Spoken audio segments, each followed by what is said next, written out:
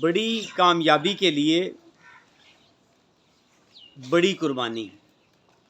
اگر ہم بہت زیادہ کامیاب ہونا چاہتے ہیں یا بڑی کامیابی کو لینا چاہتے ہیں تو ہمیں کچھ ایسا کرنا پڑے گا جو خدا کے کلام کے مطابق ہو. اور میں سوچتا ہوں کہ اس بڑی کامیابی میں جو سب سے پہلی بات ہے وہ زمینی طور پر اور اس کے بعد آسمانی طور پر. زمینی طور پر خداوند یسوع مسیح نے فرمایا میں اس لیے آیا کہ وہ زندگی پائیں اور کثرت کی زندگی پائیں. اور جو کثرت کی زندگی ہے وہ زمینی ہے اور زمینی زندگی کے بعد آسمانی زندگی ہے. زمینی زندگی خداوند کا کلام بیان کرتا ہے کہ وہ کس طور سے اس ایمان میں سیٹسفائیڈ ہے، سیٹسفیکشن ہے، اطمینانی زندگی ہے. اور آنے والے وقت میں ہمیشہ کی زندگی. اور ہم جب اس کو سیکھنے کی کوشش کرتے ہیں تو ایک ہی طریقہ کار ہے جس سے ہم اس بڑی کامیابی میں شامل ہو سکتے ہیں.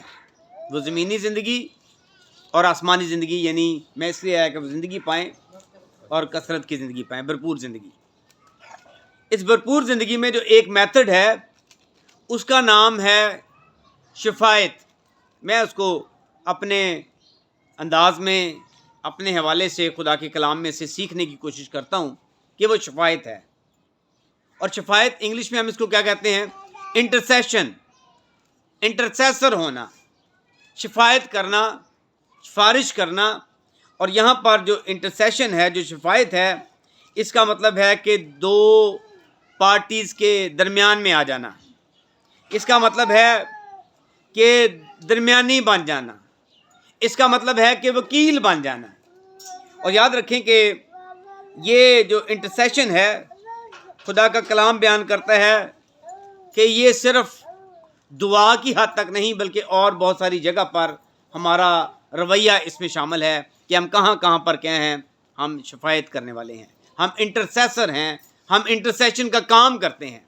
کتاب مقدس میں آپ کو نظر آئے گا اس میں دو قسم کی جو شفایت ہے وہ آپ کو ملے گی. ایک انٹرسیشن، ایک شفایت ہے آپ کو نظر آئے گا کہ انبیاء کرام کی، اور دوسری جو ہے وہ یسوع مسیح کی. یسوع مسیح کی شفایت اور انبیاء کرام کی شفایت، یا انبیاء کرام کی شفایت، یسوع مسیح کی شفایت اور ہماری شفایت میں کیا فرق ہے؟ شفایت بہت ضروری ہے.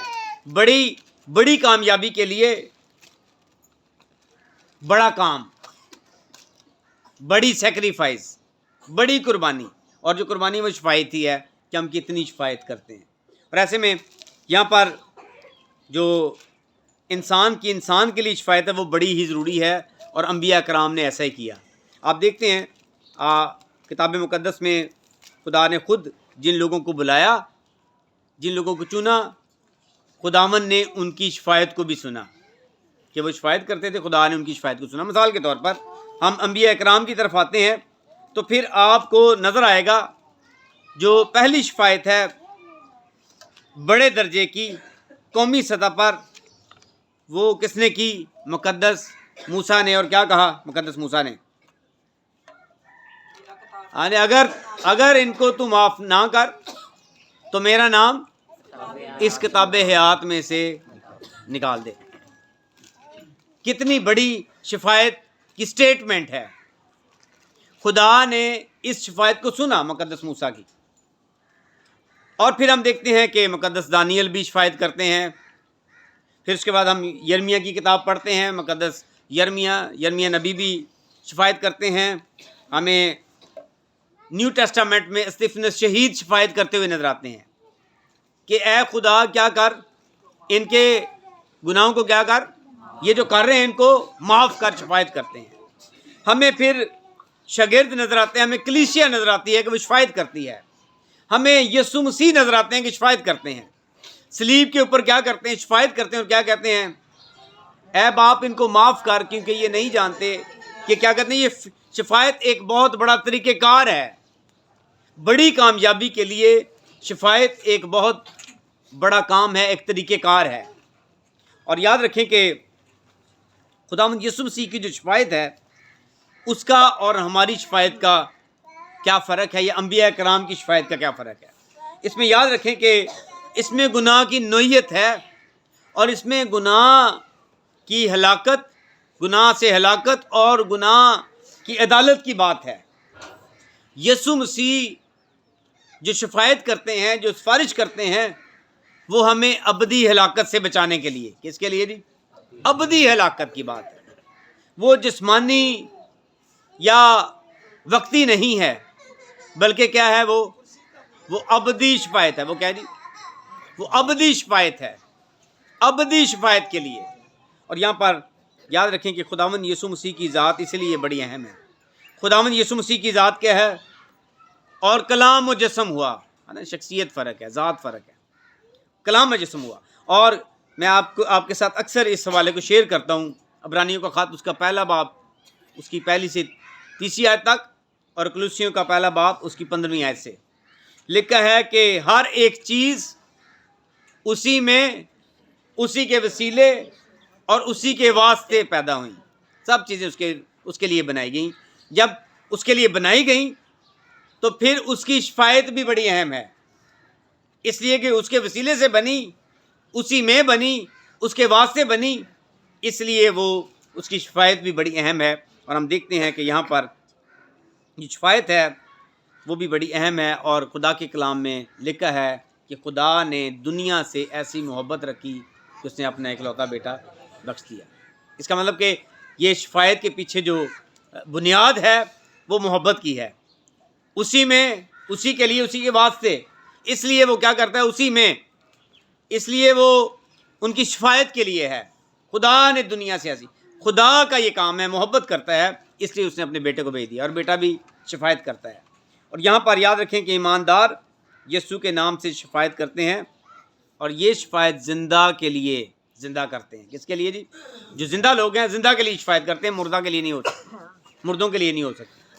اور یاد رکھیں کہ یسوع مسیح بھی اس زمین پر جو زندہ ہیں، پہلا یوحنا کا خط اس کو بیان کرتا ہے کہ اس کی کیا کرتا ہے؟ ان ایمانداروں کی، زندہ ایمانداروں کی شفایت کرتا ہے، سفارش کرتا ہے. یہ بڑا اہم ہے.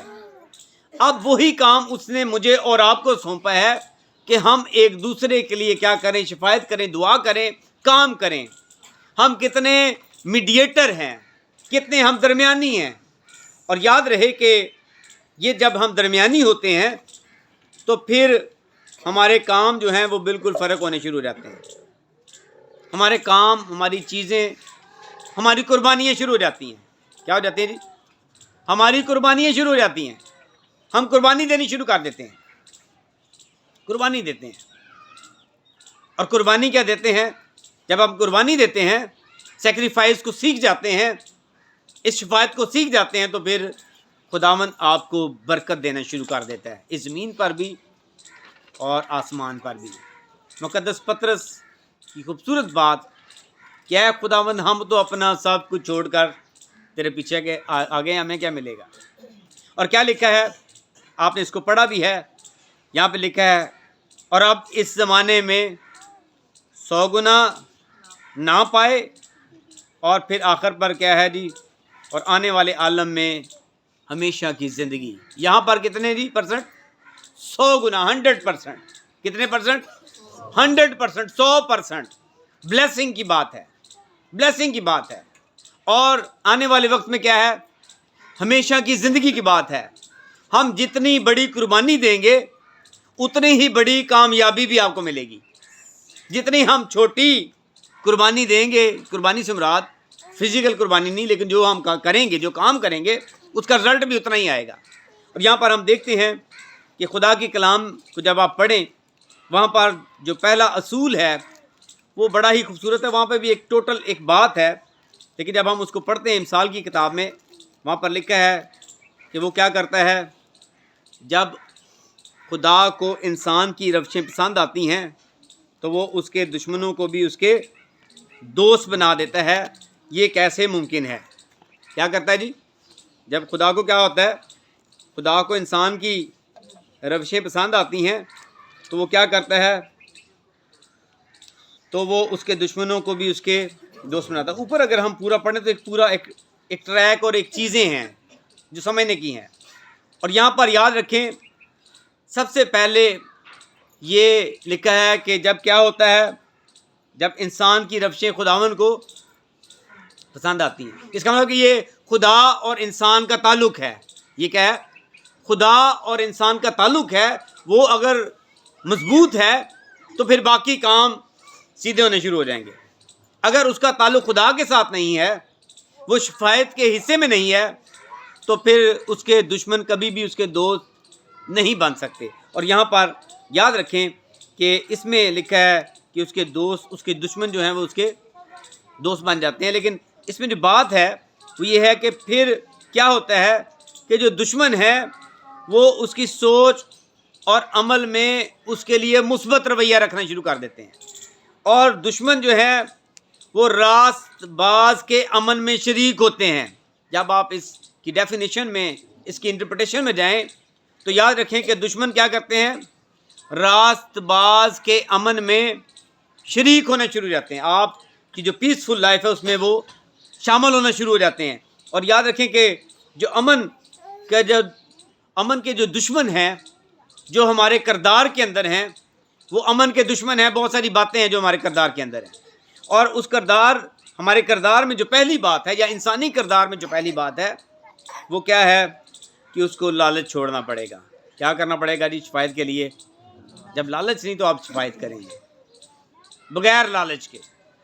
اور یاد رکھیں کہ اس میں جو دوسری امن کا جو دوسرا دشمن ہے ہمارے کردار کے اندر, وہ خواہش ہے. لالچ ختم ہو, خواہش ختم ہو.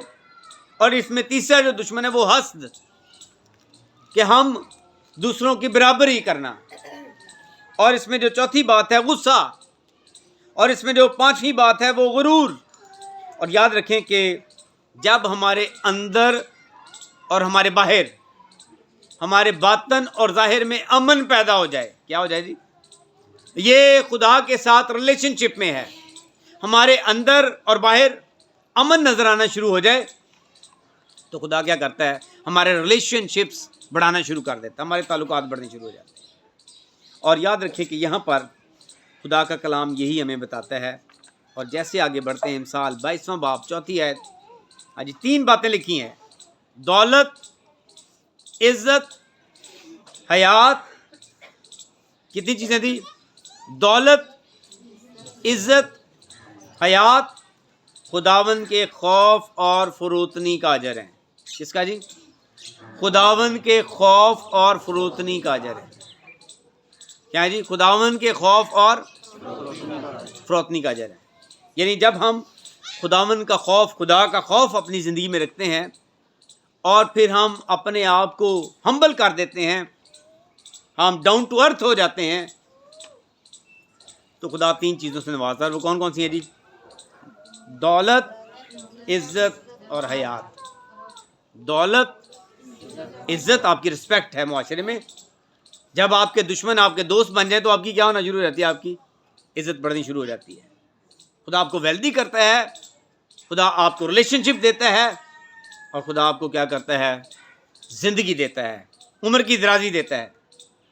خدا آپ کو عمر دیتا ہے, اور خدا آپ کو ساتھ رویا دیتا ہے کہ آپ اس کی دی ہوئی رویا کے مطابق زندگی بسر کریں.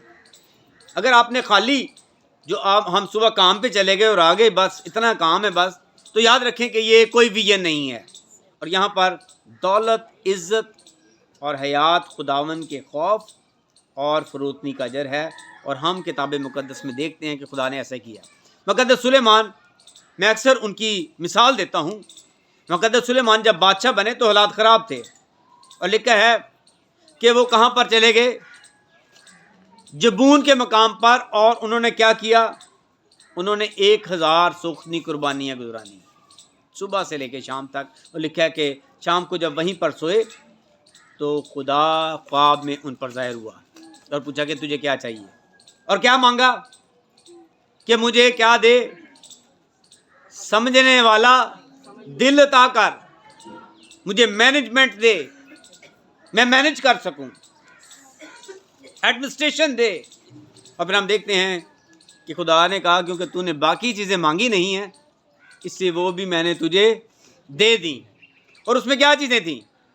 उसमें यही थी, लिखा है कि उस जैसा ना कोई दौलतमंद पैदा हुआ और ना ही दुनिया के आखिर तक कोई पैदा होगा। क्या लेवल है! दौलत, इज्जत और हयात। और इज्जत क्या थी? क्या लिखा है कि उसकी शोहरत दुनिया में फैल गई कि उस जैसा आकल आदमी कोई नहीं है। क्या लिखा है? दौलत, इज्जत और हयात खुदावन के खौफ और फरोतनी का अजर हैं। ये बड़ी इंपॉर्टेंट बात है और मुकद्दस सुलेमान इसकी मिसाल हैं। मुकद्दस इब्राहिम के साथ ये वादा था, खुदा ने उनको ब्लेस किया। और हम देखते हैं जरार के मुल्क में, मैं इसकी मिसाल भी दे चुका हूँ कि जरार के मुल्क में क्या हुआ।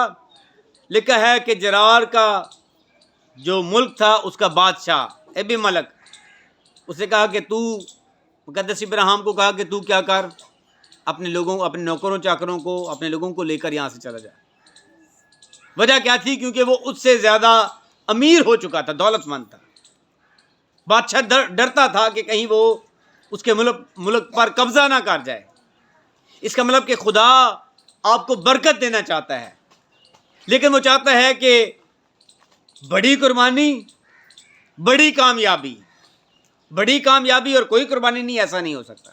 जैक नहीं लग सकता, नो जैक। जब जैक्स की हम बात करें, शॉर्टकट की बात करते हैं, तो याद रखें कि उसमें जो तख्लीकी काम है वो रुक जाता है।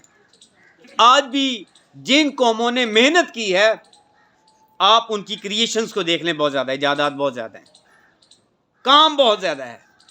आज यही मेरे और आपके लिए अहम बात है। खुदा मगरूर से बहुत ज़्यादा नफ़रत करता है। दुनिया का गरूर खुदा के ताल्लुक़ में रुकावट का बायस होता है। दुनिया का गुरूर क्या है जी? खुदा के ताल्लुक़ में रुकावट का बायस होता है। आज का जो ख्याल है मेरे और आपके लिए भी यही है कि हम कितनी इंटरसेशन का काम करते हैं, हम कितनी शिफायत करते हैं, हम कितना एक दूसरे के लिए सोचते हैं। अगर हम एक दूसरे के लिए सोचते हैं और हम एक दूसरे के दुखों में शरीक हैं, शामिल हैं, हम एक दूसरे को उठा खड़ा करना चाहते हैं, तो याद रखें फिर अगला काम शुरू हो जाता है। खुदा आपको, क्योंकि ये फ़रोतन होकर है, ये खुदावन के खौफ से और उसके फ़रोतनी में है, ये काम हो सकता है। खुदा फिर आपको बरकत देना शुरू कर देता है। और बड़ी कामयाबी क्या है? खुदा के कलाम में मुकद्दस पतरस ने कहा हम तो सब कुछ छोड़ आए हैं। उसने कहा इस ज़माने में कितने परसेंट? 100%, 100%। और आने वाले आलम में हमेशा की ज़िंदगी। खुदावन आपको इस कलाम के वसीले से बरकत दे और तौफीक दे के आए हैं। हम सब अपनी ज़िंदगी में अहाता करें, हम कमिट करें कि हम अपने आप को खुदावन के सुपुर्द करेंगे और उसके मुताबिक ज़िंदगी गुजारेंगे। खुदावन आपको बरकत दे। आमीन।